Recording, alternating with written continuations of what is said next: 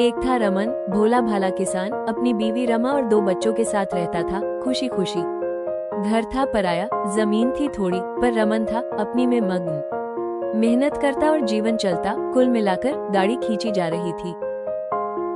एक दिन जब रमन बातों के बताशी बना रहा था, किसी ने उसके कान भरे, तेरी जमीन में खजाना दबा है। अब रमन के मन में लालच लालच की घंटी बजने लगी। उसने खेती करना छोड़ दिन रात फावड़ा थाम जमीन खोदना शुरू कर दिया। रमा और बच्चे परेशान, घर में खाना दाना दाना गिनने लायक रह गया।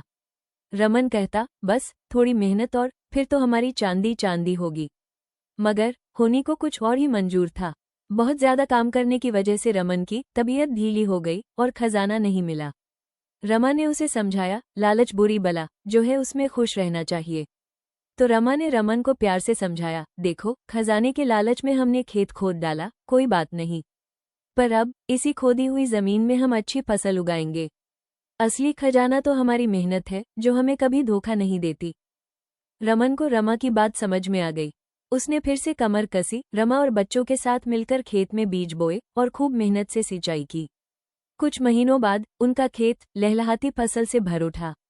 जब उन्होंने फसल काटी तो उन्हें उम्मीद से ज्यादा अनाज मिला। उसे बेचकर जो पैसे मिले, उससे रमा और रमन का घर खुशियों से भर गया। तब रमन को एहसास हुआ कि असली खजाना जमीन के नीचे दबा खजाना नहीं, बल्कि उसकी खुद की मेहनत और रमा का साथ था। सीख यह मिली कि लालच में पड़ने से जो है वो भी जा सकता है, लेकिन अगर हम मेहनत करते रहें तो हम अपनी किस्मत खुद लिख सकते हैं। समझ सकते हैं कि जैसे कोई नया यूट्यूबर हो जो जल्दी से वायरल होने के लालच में अनाप शनाप कंटेंट डालने लगे। इससे उसकी साख खराब हो सकती है और लोग उसके चैनल को देखना बंद कर सकते हैं। दूसरी तरफ अगर वो मेहनत करता है, अच्छा कंटेंट बनाता है और धीरज रखता है, तो धीरे धीरे उसके फॉलोअर्स बढ़ेंगे और उसे सफलता मिलेगी। असली खजाना तो उसकी मेहनत और लगन है।